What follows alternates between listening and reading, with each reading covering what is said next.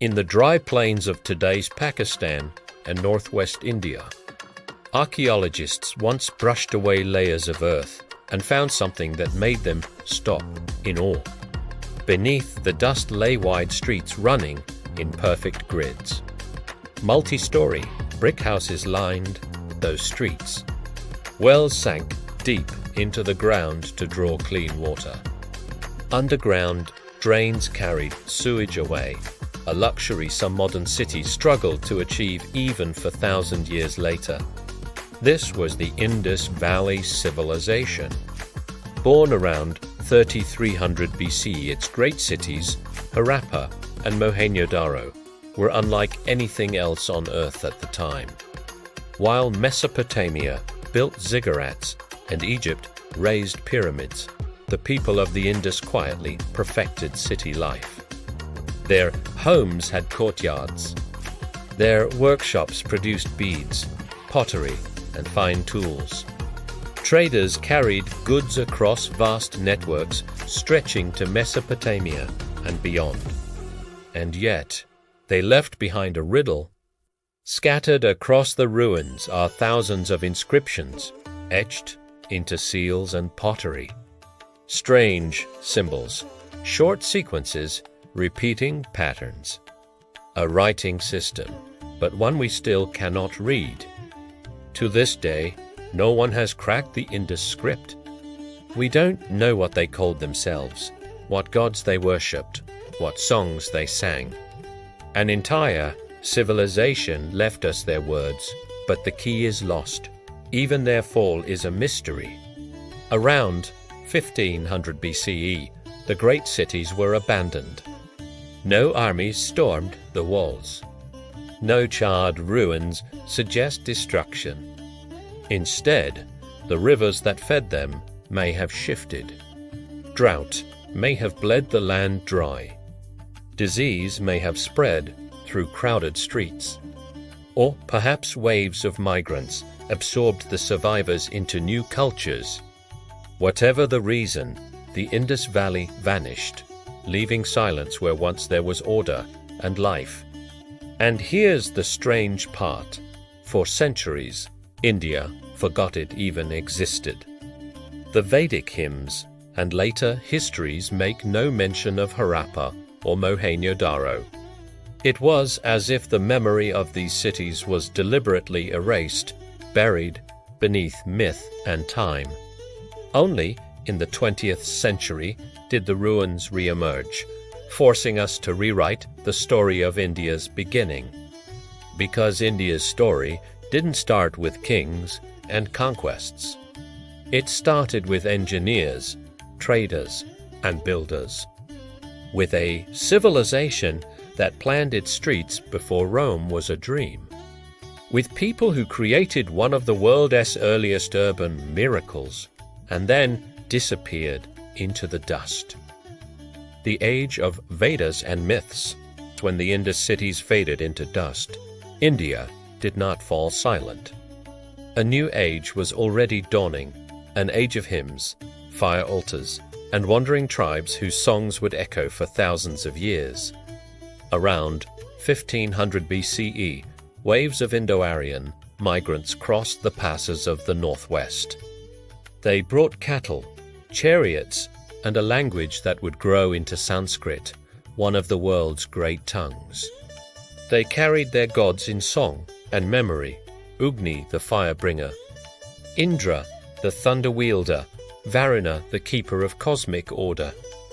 These poets and priests composed verses by firelight. Chanted and memorized, never written down, the hymns became the Rig Veda, one of humanity's oldest sacred texts. They praised the dawn, described mighty battles, and wondered aloud about creation itself. Who really knows? Who can declare it? Whence was it born? Whence came creation? Life in this Vedic world was mostly rural.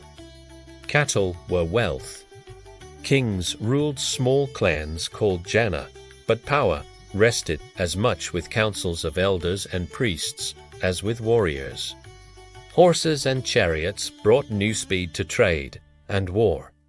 Ritual sacrifices, the Yajna, bound society together and claimed favor from the gods. Yet, beneath the rhythm of prayer and cattle raids, something more lasting was taking shape. Over centuries, those mobile clans settled into farming villages. They began to organize into larger political units called Mahajanapadas. Social roles hardened: priests Brahmins, warriors Kshatriyas, farmers and merchants Vaishyas, and workers Shudras. The outlines of what would become the caste system were sketched in fire and verse. This was an age of myth and memory, but not of stagnation. Astronomy improved to time rituals. Iron tools cleared forests and built bigger towns. Philosophers began asking questions that still shape Indian thought. What is the self? What is the ultimate reality behind the changing world? The world of the Vedas was both spiritual and practical, a society on the move, singing to the gods while laying foundations for kingdoms. Out of its chants would rise epics like the Mahabharata and Ramayana, weaving heroism and duty into a moral universe. By the end of this era, India was no longer just scattered tribes reciting hymns under the stars.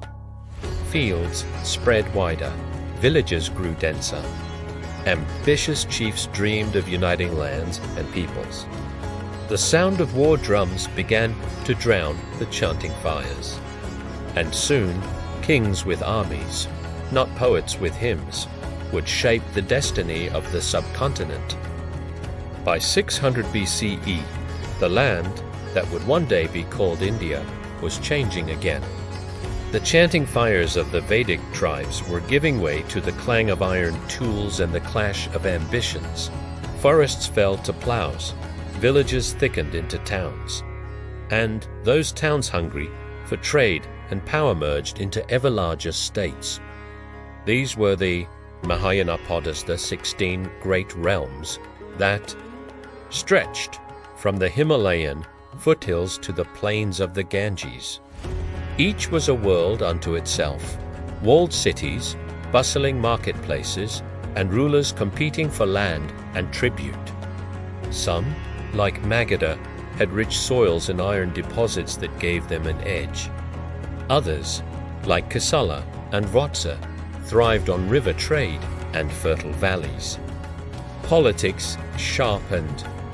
Kings fortified their capitals and trained standing armies. Coinage appeared, for the first time, greasing commerce and taxation. New philosophies stirred, too. Teachers and wanderers questioned old Vedic rituals, seeking liberation from endless cycles of birth and death. From these fermenting debates rose Buddhism and Jainism movements that challenged power and caste alike. Yet, the subcontinent was not sealed off. From the west came new currents of war and trade. First Persian emperors extended their influence into the northwest, linking Indian merchants to vast imperial networks. Then, in 326 BCE, the thunder of hooves announced another visitor, Alexander the Great. His Macedonian army fought fierce hill tribes, crossed the Indus, and gazed toward the Ganges before turning back. Alexander left no lasting rule, but his brief storm opened corridors of ideas, technology, and ambition. Into this charged landscape stepped a man who would knit the fragments together. Chandragupta Maurya, guided by the brilliant strategist Chanakya, rose from obscurity in Magadha. Through a mix of diplomacy, ruthless warfare, and meticulous statecraft described in the Artha Shastra, he toppled rival kings and expelled foreign governors. By the time he was finished, he ruled from the Himalayas to the Arabian, say the first true Indian empire. But Chandragupta was only the beginning. His grandson, Ashoka, would turn conquest into an even grander experiment, ruling not just by sword, but by moral law. Ashoka and the Mauryan transformation. Chandragupta forged an empire. His grandson Ashoka tried to give it a soul. At first, Ashoka ruled like any conqueror. His armies swept across the subcontinent, finally turning toward Kalinga, a rich kingdom on India's eastern coast. The campaign was brutal. Ancient records speak of tens of thousands killed, villages burned, survivors driven into exile. It was the crown jewel of a growing empire and the moment that broke its king. Standing amid the silence after battle, Ashoka saw not victory but horror. The Chronicles say he could not eat for days. In that grief, something shifted. The emperor who had unleashed carnage turned to a different kind of power, Dharma, the moral law drawn from the teachings of the Buddha. Ashoka ordered pillars of polished stone to be raised across his realm. On them, he carved edicts not boasts of conquest, but messages of compassion. They spoke of kindness to animals, religious tolerance, justice for prisoners, and the duty of rulers to care for all subjects as a father cares for his children. Where swords once spoke, stone now preached mercy. But Ashoka was no recluse. He sent envoys and missionaries as far as Sri Lanka, Central Asia, and the Mediterranean world, carrying Buddhist ideas across oceans and deserts. Trade flourished along roads he built. Artists filled caves and stupas with sculpture and painting that still inspire wonder. For a time, it seemed a new kind of empire had been born, one united less by fear than by shared ideals. Yet, even Ashoka could not stop time. After his death, into 32 BCE, regional governors and ambitious generals chipped away at Mauryan unity.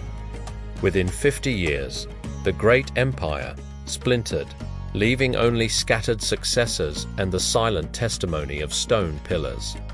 And still those pillars whisper across India today. From Delhi's iron pillar to the lion capital of Sarnath that now crowns the modern Indian emblem. Ashoka's voice carries through more than 2 millennia, a reminder that empire can be measured not only in territory, but in the moral imagination of its rulers. This is where India's recorded history truly begins. With cities older than memory, hymns that shaped thought, and an emperor who turned conquest into conscience. Next in Part 2, the birth of empires, as new dynasties rise and the subcontinent becomes a crossroads of science, art, and global trade.